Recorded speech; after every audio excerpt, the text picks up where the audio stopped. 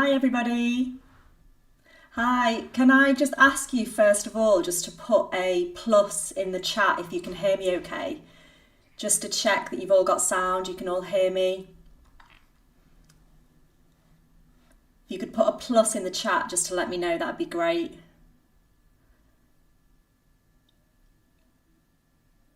And then we can make a start. Brilliant, thank you. Thank you all for coming. Brilliant, okay. Fab, thanks everyone.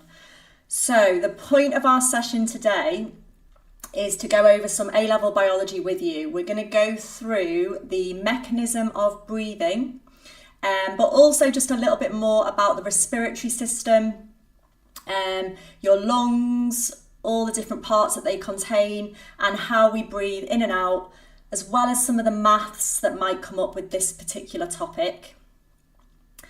And at the end, I'm going to talk to you a little bit more about the A-level exam preparation course that will be starting in January, to see if it's something that you guys would be interested in, something that you think would help you with your revision and your exam preparation for your biology exams, which are fast approaching. Okay. Let's get to know each other a little bit. I can see there's a lot of you in the chat, which is fantastic.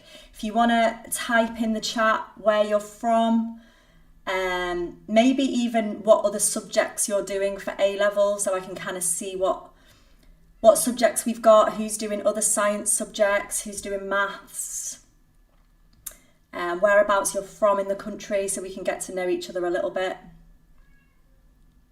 Manchester. I'm from Manchester. Manchester's the best. London.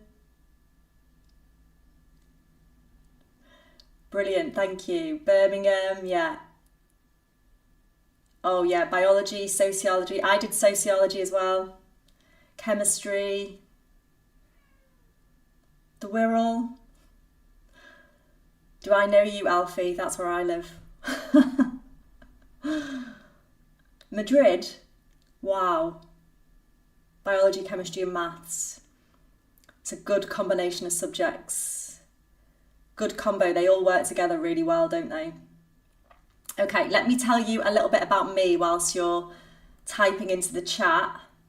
So I'm Laura, and I'm head of biology at My Ed Space. I've been teaching now for over 15 years in schools, and most recently in a sixth form college as head of biology. Studied biology at Manchester University. I also have lots of experience of working with the exam boards, which hopefully you'll find helpful. So I've got a lot of insight into how the exams are written, how the exams are marked, and specifically how you need to answer your exam questions to get top marks. The content that we're covering today is really relevant for both if you're doing OCR, A-level biology, or AQA A-level biology. It's relevant to both of those exam boards. Even if you're doing GCSE, I can see that a few of you are in year 10 or year 11. You do this content at GCSE as well. So you do learn about the respiratory system, obviously. You learn about the mechanism of breathing. So it's going to be useful. I've just read that comment. I don't even do biology. Why am I here? Why don't you do biology? You should do biology. Biology is the best subject by far. How else are you going to learn how your body works? So maybe this will inspire you to take biology if you're not doing it already. But yeah, it's going to be useful to all of you guys. Year 10, year 11, you're going to get lots of insight, plus you're going to get a bit more information to help you when I'm sure you do go on to do A-level biology, because why wouldn't you do A-level biology? This is the second of our free streams, and we're going to do another 4 of these free streams. So they're going to run every Wednesday all the way up to the Christmas holidays. So I'm hoping that you're going to join all of them, because we're going to go through lots of different topics, all going to be really useful. Okay. Obviously, we all want to enjoy the stream and get as much as we can out of it. So make sure you ask lots of questions. If there's anything that I'm explaining and you don't understand, feel free to type in the chat, ask all your questions. I'm going to try and answer as many as I can. There's also moderators in the chat rooms, so they're going to help me to answer your questions, particularly at the end of the session if you've got any questions about the course itself that's starting in January, or you want to know how to, secure your place on the course. They're going to be able to answer your questions for you.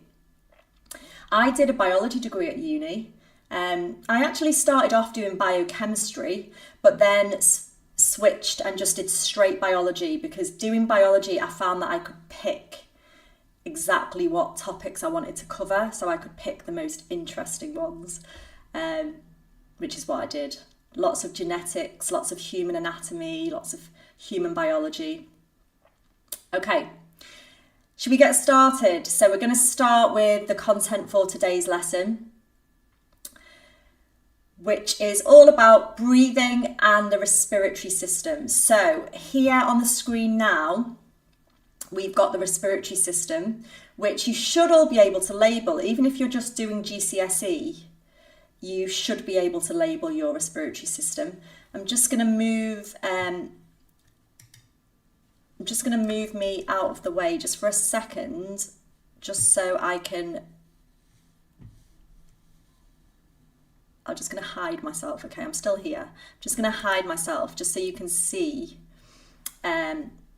all of this respiratory system. So obviously you've got your lungs. So your lungs are the main organ of your respiratory system. But if we start at the top here, the epiglottis, quite interesting, really useful. Epiglottis is normally up. So you can breathe freely and air can go into your lungs. But when you're eating, when you swallow, the epiglottis actually goes flat to stop the food going down your windpipe or going down the wrong way, as we sometimes say, don't we? So that's your epiglottis. If we move down here, your larynx. Your larynx, that's your voice box. You've probably heard that called your voice box. Trachea is your windpipe. And you can see the trachea is the kind of the first tube that the air is going to go down. Just going to move down to these bottom ones here. The pleural membranes are the membranes that surround your lungs. So one of their functions is to protect your lungs, but they're also elasticated, which will allow your lungs to expand in your chest cavity. If you look at the alveoli, you have to look quite carefully at where that's pointing to.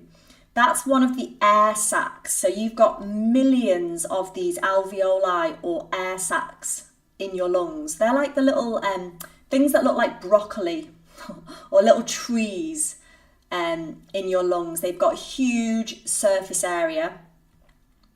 Moving down, you've got the pleural fluid.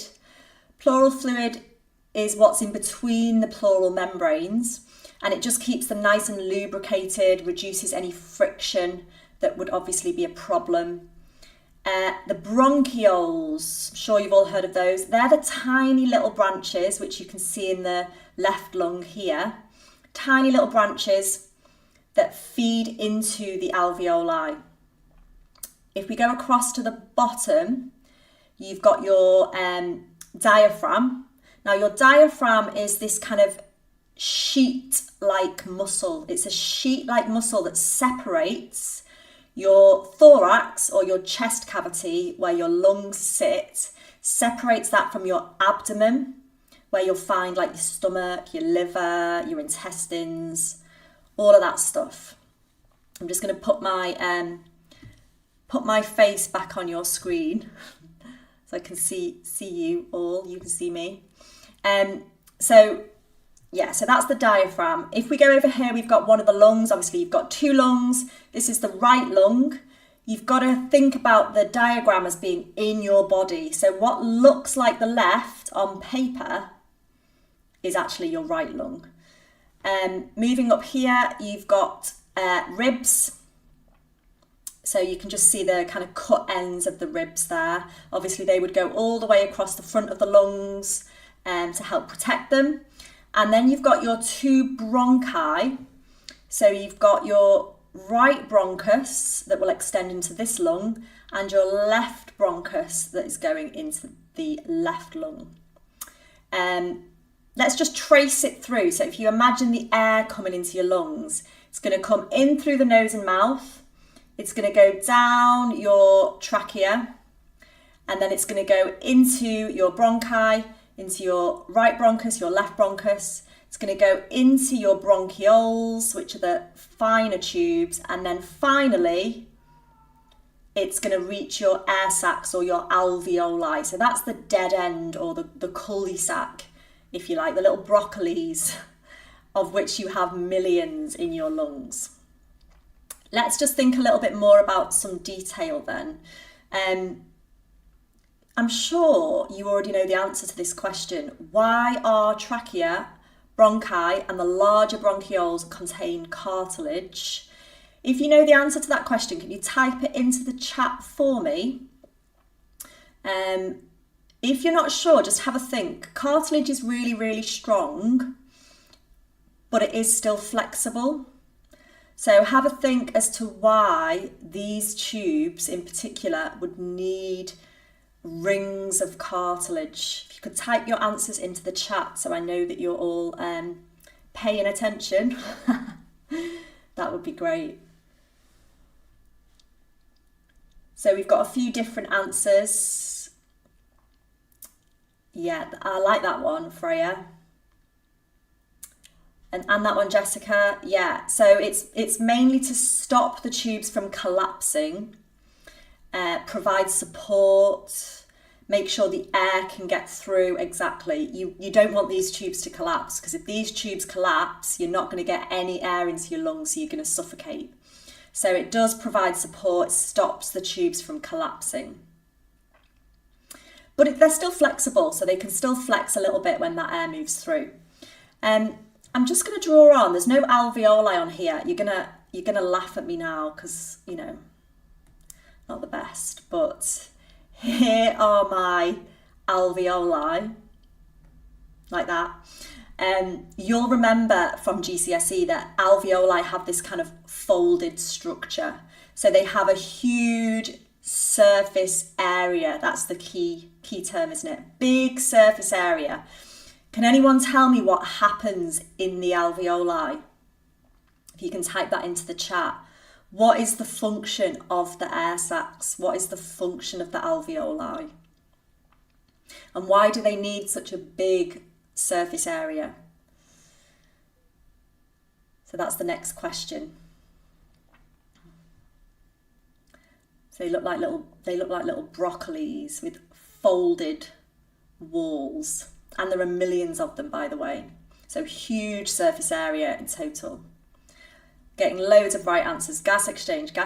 Yeah, gas exchange. Gaseous exchange happens in the air sacs. Remember with gas exchange, guys, the gases actually move by diffusion. So the bigger the surface area, the more diffusion can take place, the faster the diffusion can be. Yeah.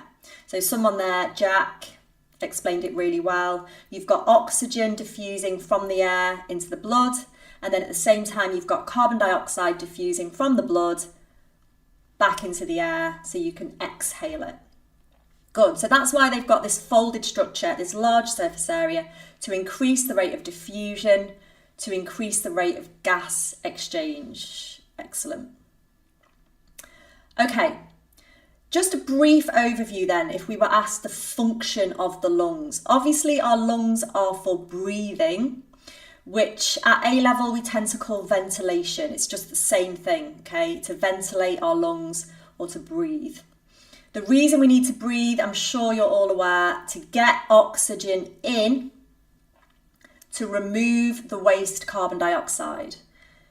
And then if you look at box 3, that explains it a little bit further.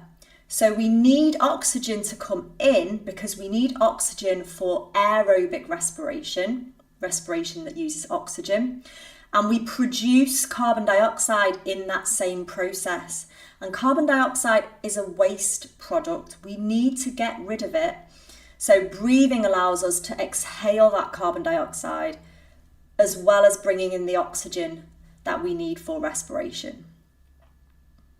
Okay, I've gone back to this diagram because we're going to look now at the mechanism of breathing. And to understand the mechanism of breathing, we need to think carefully about two important muscles. So the first one is the diaphragm, which you can see I've highlighted just down here. So this diaphragm is this big, I'm just drawing on it here, this big sheet of muscle that separates our thorax, so our chest cavity, from our abdomen. But the second set of muscles that you might not be as familiar with are your intercostal muscles. I'm just going to show you those next. And now if you're doing GCSE, you might not know much about these muscles, but for A-level, we actually go into a bit more detail with regards to these muscles. So the intercostal muscles sit between the ribs.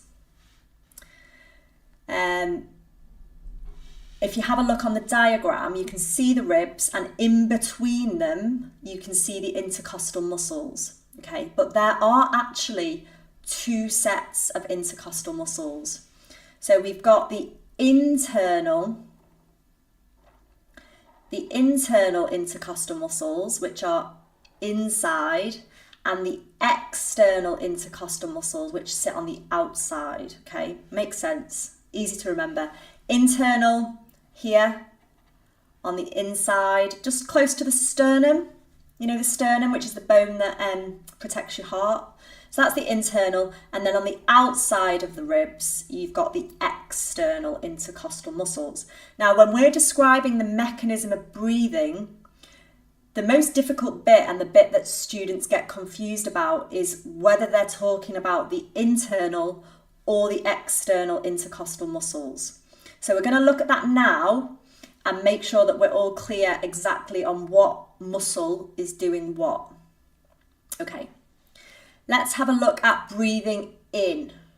So breathing in is also called inspiration. Should we all just do it for a second and just be aware of our breathing?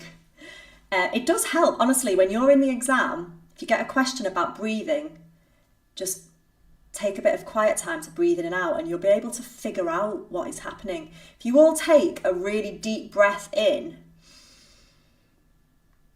you will feel your ribs moving out, up and out. Should we do it again? I hope you're all doing this with me, because otherwise I just look like an idiot. So breathe in. You can see my chest is going up and out, my ribs are going up and out. And then hopefully, once you remember that's what's happening, you'll be able to recall the rest of the process. So let's go through it, okay? We need to first of all think about the muscles and what the muscles are doing. So we've got two muscles to talk about. We've got the diaphragm and we've got the external intercostal muscles, okay? The ones on the outside. Now when we breathe in, the diaphragm and the external intercostal muscles contract, okay? What is that going to do? Well, when the diaphragm contracts, it goes down. So it goes from this shape, which is its relaxed domed shape, When it contracts, it goes down and flat. Okay, down and flat. The ribs, well, that's the bit that you can feel, right? So that's the bit that's going to help you remember this. When your external intercostal muscles contract, your ribs go up and out, okay? Now, why does this need to happen? If you think about that, your diaphragm is going down, your ribs are going up and out. That is going to increase the volume in your thorax. The space is going to increase the volume in your thorax. That's going to decrease, let's go down here, it's going to decrease the pressure, okay? This pen, man. You have to ignore my lines, they're not very straight, are they? It's going to decrease the pressure. If you decrease the pressure in here, air is going to be drawn in down what we call the pressure gradient. So it's going from a higher pressure in the atmosphere to a lower pressure in your lungs. And that's how it works. It will always move from a higher pressure to a lower pressure. Okay? Let's just go through this again, because I know there's a lot of information.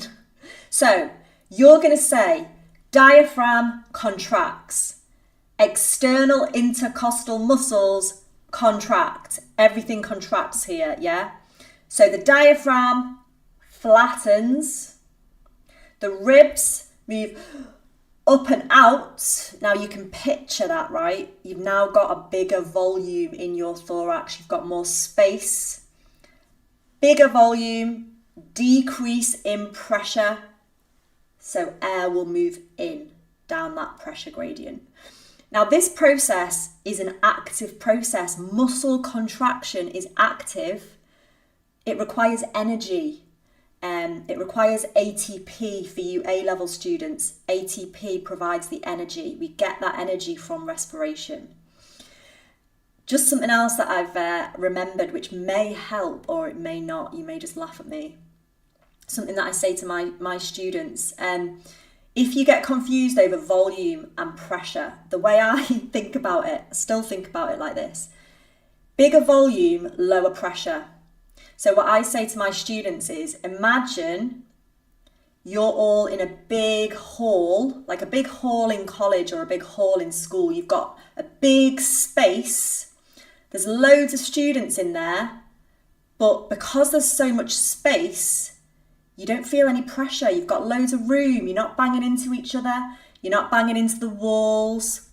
You've got loads of space to move around. So a bigger volume is a lower pressure, okay? You would feel less pressure if you were in a big open wide space, okay? So big volume, low pressure.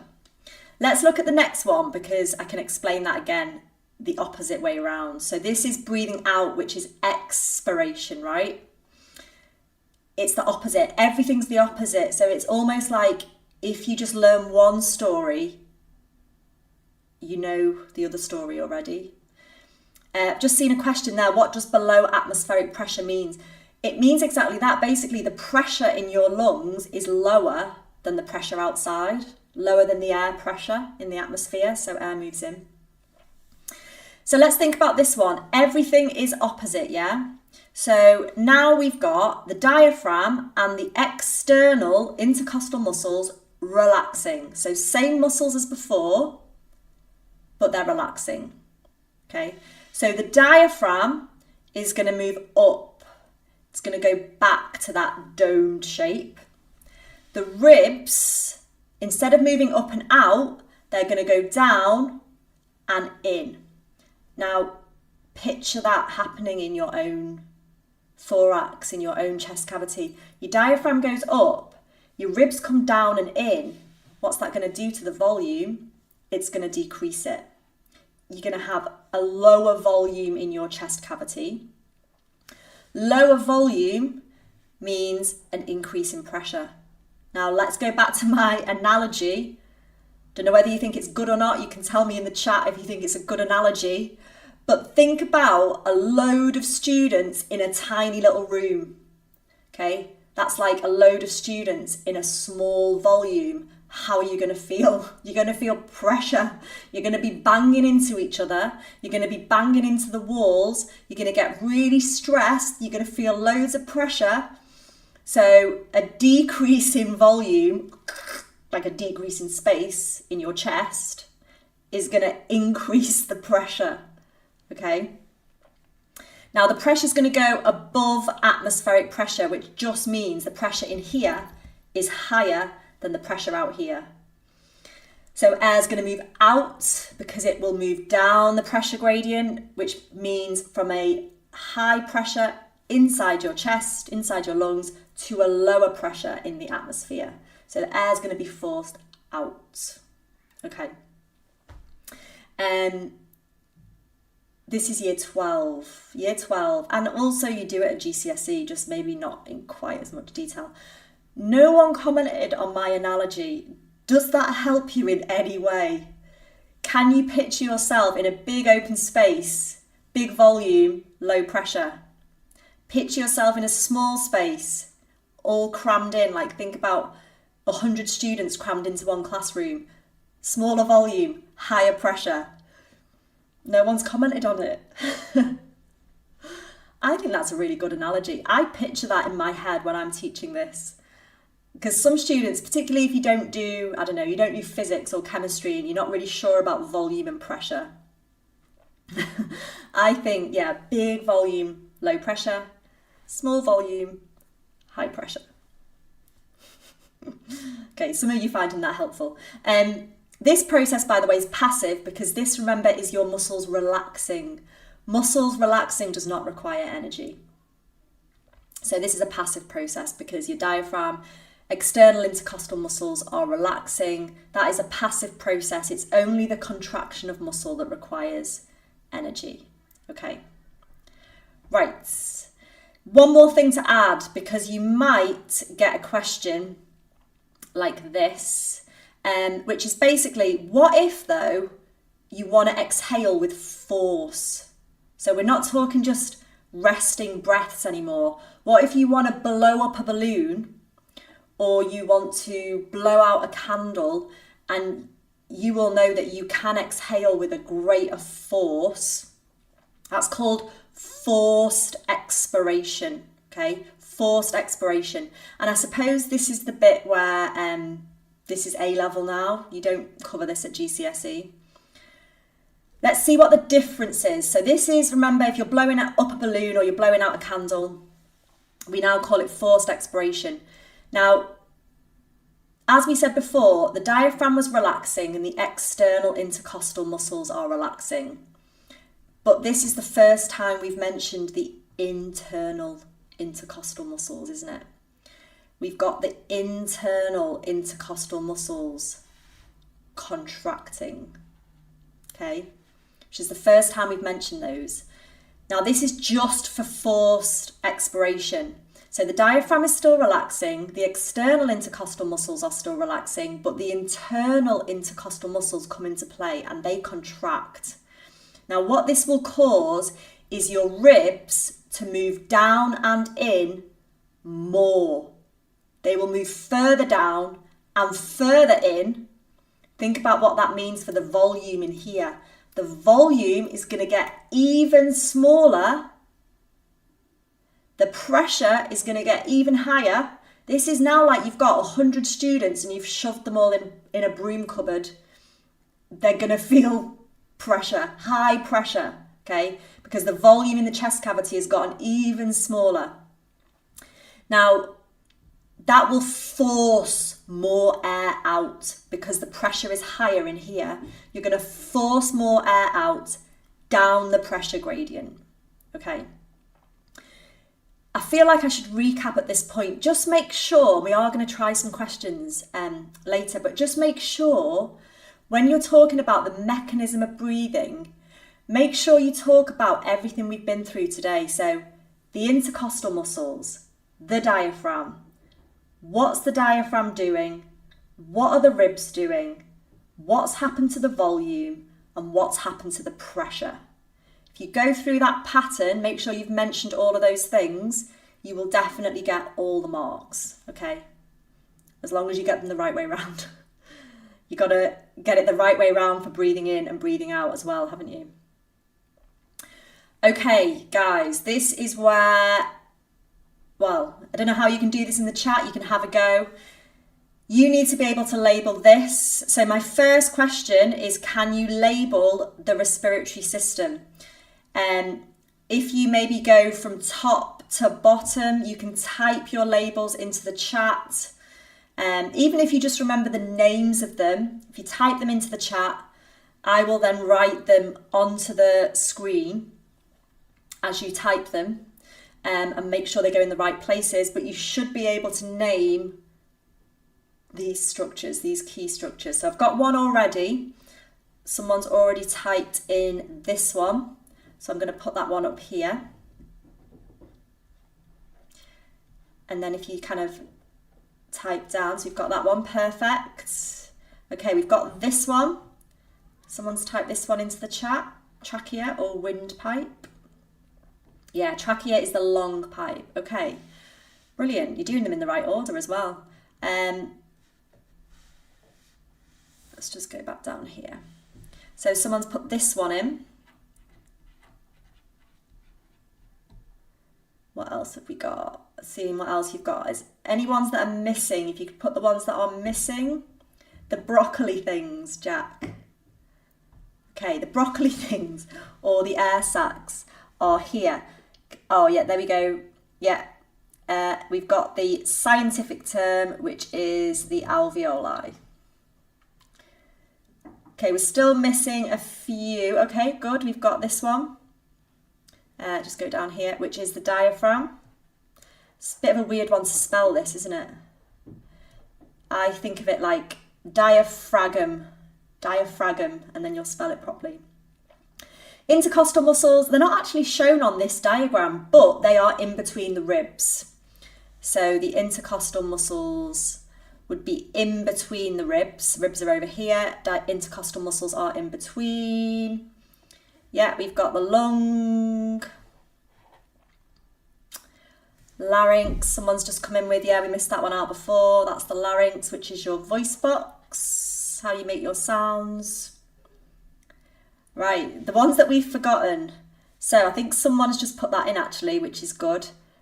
Pleural membranes, which are the membranes that surround and protect the lungs. And then down here, which one is it here? We've got the pleural fluid, which reduces the friction between those membranes. Yeah, perfect. And the last one, has anyone typed the last one in? Yeah, I've just seen it there. Well done. Bronchioles, which are the finer tubes, branch off from the bronchi and lead into the alveoli. Well done. I think we've got all of them now. Excellent work. Well done. Okay, let's get to some harder questions. These are A-level biology questions, okay? So, first one, give a written description of the gross anatomy of the respiratory system. Don't be put off by that gross anatomy. Gross just means big, like the full picture. Like your gross salary is your total income, isn't it? So gross anatomy is your total respiratory system. They basically want you to describe everything you've just labelled, but they are going to focus on four key bits. So let's just go through those four key bits. They're going to want you to name the trachea, the bronchi, the bronchioles, and the alveoli. Now, if you can name those four structures, yeah, is it Venki? Yeah, Venki. Air comes in through the nose and mouth, down the trachea, down the bronchi, down the bronchioles, to the alveoli. Perfect. You've got 2 marks just for naming those structures in the right order. Okay, make sure you put them in that order. Venki's right.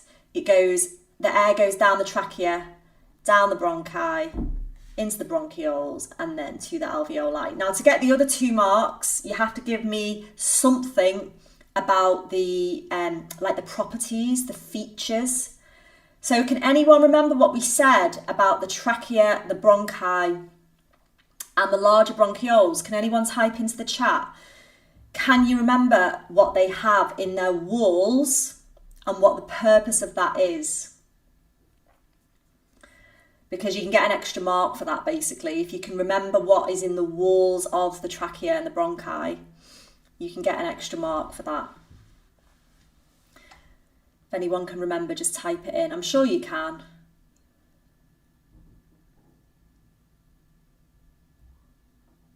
Cartilage, yeah, not villi. Villi are in your small intestine, aren't they? They're in your small intestine. Cartilage, exactly. So if you can add cartilage, rings of cartilage, give support, rings of cartilage, stop them from collapsing, you can get another mark.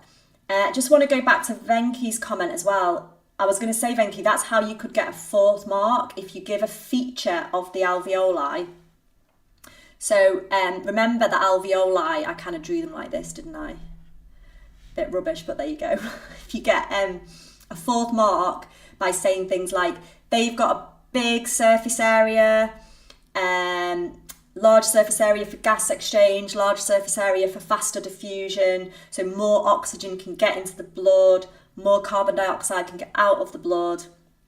So yeah, that's how you get all your marks. List the structures in the right order, give a feature of the trachea or the bronchi, give a feature of the alveoli, large surface area is the easiest one, and then you can get all 4 marks. Okay, describe the process of inspiration. I'm going to give you some hints and then you're going to type your answers into the chat. So for inspiration, which is breathing in, you're going to have to talk about the external intercostal muscles and you're going to have to talk about the diaphragm. Can you remember what those muscles are going to do? So the external intercostal muscles and the diaphragm, what are they going to do when we breathe in? You could type that into the chat. Okay, so external intercostal muscles, diaphragm. We've got to name both of those things. What are they going to do? Good. Okay, perfect. They're going to contract because it's an active process, isn't it? So they're going to contract. Perfect. Okay. We need to remember though what happens once that takes place. So when the external intercostal muscles contract, what's going to happen to the ribs? What's going to happen to the diaphragm? Some of you are putting some really good answers into the chat, like you just describing the whole process. Tilly, the rib cage moves up and out. The volume of the thoracic cavity increases. The pressure moves down below atmospheric pressure. Perfect. Diaphragm contracts and flattens. Good. Right. So you've got the whole story there. Well done. If these muscles contract, the diaphragm, remember the diaphragm is normally like that, but when the diaphragm contracts, the diaphragm is going to move down. The ribs are going to move up and out. So the volume has now increased. So the pressure has now decreased. And the pressure decreases below atmospheric pressure, so air moves in down the pressure gradient. Well done. Didn't need my help with that one. You got lots of good detail in the chat, so well done. Forced expiration. Forced expiration is when you're blowing up a balloon or you're blowing out a candle. How is it different to normal expiration? Again, let me give you some little tips and then you can write your answers in the chat. So the external intercostal muscles are relaxed. The diaphragm is relaxed. That's the same as expiration, but with forced expiration, we need to talk about the internal intercostal muscles. So with forced expiration, the internal intercostal muscles contract. What I want you to do then is type into the chat, if the internal intercostal muscles contract, what's that going to do? What's the rest of the story from that point that's going to force air out? So you can finish that one off for me. Yeah, so I can see in the chat, you're already telling me the internal intercostal muscles contract. Yeah, it does use energy, Jack. Well done. The internal intercostal muscles contract. What's going to happen to the rib cage then? The ribs move down and in. Yeah, and in fact, they move further down and further in. That's the key to this question, okay? They don't just move down and in, they move further down. This is the ribs, I'm doing a big arrow. So the ribs move further down and further in. Good. What's that going to do to the volume? And what's that going to do to the pressure? If the ribs are going way down, way in, what's that going to do to the volume? What's that going to do to the pressure?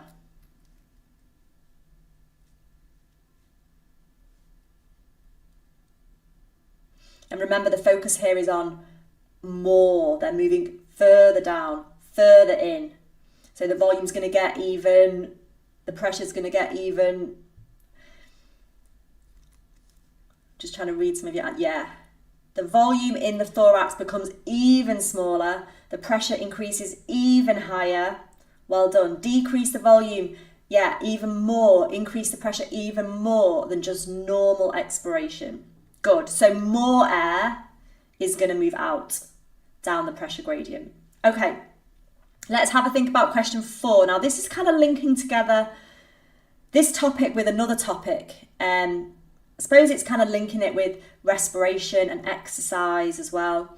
Can you explain why our breathing or ventilation rate would increase when we exercise? Now, for this question, you would need to focus on muscles. Because when we exercise, it's our muscles that need more energy. Okay? Because when we exercise, our muscles are contracting. I mean, even our heart muscle is contracting more. Might be our biceps contracting more if we're doing some kind of weightlifting. Might be our calf muscles or thigh muscles if we're running. Muscles need more energy. Can you make that link for me in the chat? If our muscles need more energy, why does our breathing rate increase? Okay, so we've got some good answers. Good, yeah. So we've got Becca saying increased oxygen demand, which is right. So I'm just going to write this in actually. We're going to make all the links. We're going to go all the way through. So muscles contract, muscles need more energy, which means they need more oxygen. Why do they need more oxygen? I'm sure someone said it. Yeah, because they're doing more aerobic respiration. And at least we want them to do more aerobic. We might get to a point where they have to switch to anaerobic, but hopefully they can keep doing aerobic for a bit longer. Yeah, perfect. Muscles need more energy. They've got to do more respiration, more aerobic respiration for as long as possible. So they need more oxygen. So we increase our ventilation rate to get more oxygen in, get more oxygen into our blood, deliver it to our muscles. There's something else, there's another reason as well. If our muscle cells are doing more aerobic respiration, there's another reason why we need to increase our ventilation rates, to get rid of something faster. Can anyone remember what that is?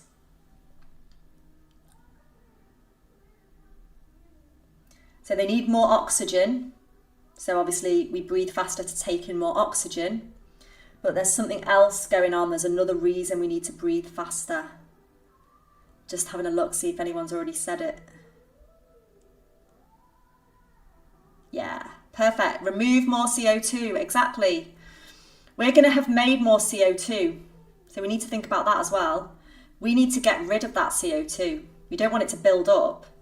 When CO2 dissolves, it's acidic. It would lower the pH of our blood, and that would cause a lot of problems. So as we're making more CO2 in respiration, we need to breathe faster to get rid of it. Yeah, and Sharon, you're not wrong. If we are doing anaerobic respiration, we may have made some lactic acid, which we also need to get rid of. That's why our circulatory system would increase in speed, so our heart rate would increase as well. Get rid of that lactic acid. Okay. Before we finish, I thought we should look at some maths. We love a bit of maths in biology. 10% of your marks are going to be maths marks, and a lot of those marks are going to be linked to a graph. We love a graph. We love a graph. We love maths in biology. So, things that can come up in this particular topic. Ventilation rate or breathing rate, number of breaths per minute, tidal volume, volume of air in a normal breath. Now what they might do is get you to read those values off a graph that looks a bit like this. Now this graph, if you have a look at the x-axis, I was going to say y then. If you have a look at the x-axis, I know I'm kind of blocking it at the moment, but it does go up to 60 seconds. So in theory, you could just count the number of breaths in 60 seconds to get the ventilation rate. Except if you look here, this person's taken a really deep breath, so it's kind of messing up the graph. We can't get a normal ventilation rate just by counting the number of breaths per minute. So what we do instead is we find out how long one breath takes. Now, if you read that down, let's just do it on the x-axis. How many seconds do we reckon that is? How many seconds for one breath? Because once we know how long one breath takes, we can work out how many breaths in a minute. So if you type into the chat, how many seconds, do you think 5, Jack? I don't think it's quite 5. I was reckoning 4, to be honest. 4 or 5. They'd probably be a little bit lenient. I was thinking it wasn't quite 5. Let's imagine it's 4 breaths per minute. How would we find out how many breaths? Sorry, I confused that then. If each breath takes 4 seconds, we're looking at seconds, aren't we? If each breath takes 4 seconds, how would we find out how many breaths per minute? Can you put that into the chat? So we want to know breaths per minute. So if we've got 4 seconds for one breath, how many breaths per minute? Can you work that out? Yeah, exactly. 60 divided by 4. How many of those breaths could you fit into a minute, right? Now, a minute is 60 seconds. Each breath takes 4 seconds. How many would happen in a minute? So 60 divided by 4, which is 15 breaths per minute. Perfect. Tidal volume, let's just look at this quickly as well. This is the volume of air in a normal breath. Now, the way you're going to get this value is if you look at the height of one of these breaths, look at the y-axis, that's the volume of gas in the lungs. So when it increases like that, that's because you're breathing in. So this volume of gas, that's the tidal volume, that volume of gas there. That's how much breath is going into your lungs with each breath that you take. So what do you reckon that is, guys? I've drawn a line on there. Don't know whether that's helpful.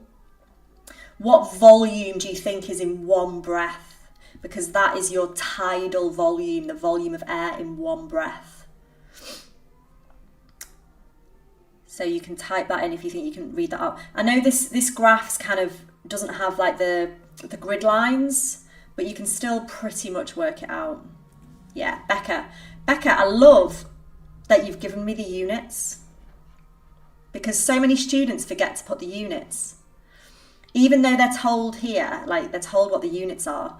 Yeah, I'd agree with you. I reckon it's about 0.8 decimeters cubed. Yeah. A decimeter cubed, by the way, is the same as a litre cubed, if you can picture that. I find litres easier to picture. I think of like a small Diet Coke bottle. That's a litre. So 0.8 is just less than a litre. So that's how we get ventilation rate, which remember is number of breaths per minute, and tidal volume, which is volume of air in one breath. Last thing we're going to do is work out then the pulmonary ventilation rate. Now this is, if you look at the definition, the total volume of air breathed into the lungs in 1 minute. So you want the total volume in all your breaths in a minute. Now to work this out, pulmonary ventilation rate is just your tidal volume, which we said was 0.8 decimeter cubed, times by the number of breaths in a minute, or your ventilation rate, which we said was 15. Now if you multiply that, you're multiplying the volume of air in each breath, multiplying it by the number of breaths, that will give you the total volume of air breathed into your lungs per minute. So if you're going to give units, let's think about the units. I'm sure you've seen this before, this kind of annotation. That's how we would write it. Decimeter cube, because it's a volume, but it's per minute, which at A level we write as min to the -1. That basically means per minute. We don't do a slash or a solidus. We don't do that for per minute. We do min to the -1. So we've got the volume, total volume per minute, because we've multiplied the number of breaths by the volume of each breath to get the total volume per minute. Okay, perfect. Now, we've covered quite a lot in that session. We've covered not only kind of the layout of the respiratory system and all of the different structures. We've looked at the mechanism of breathing. Remember, you need to know inspiration, expiration, and forced expiration. But we've also looked at a bit of the maths, which I suppose some students can find tricky. If you've got your free study notes, you will have all of these things on those free study notes. So you can go back through it, reread it again, and make sure you're happy with it all. Next week, we're doing the cardiac cycle, because we're doing all the important cycles in these courses. So we're doing the heart, cardiac cycle, and then we've got 3 more after that, which are more year 13 biology. We're doing some respiration and photosynthesis and stuff like that. So I'm hoping to see you all again soon, very shortly. I hope that was useful. Lovely to see you all. Lovely to have so many comments in the chat as well, and so many right answers. So well done to you guys. Well done for making the effort, stepping up, putting in that extra effort to get those good grades. Okay, I'm going to say bye, and hopefully I will see you all next week, and I will see some of you on my course in January. Thanks, guys. Bye.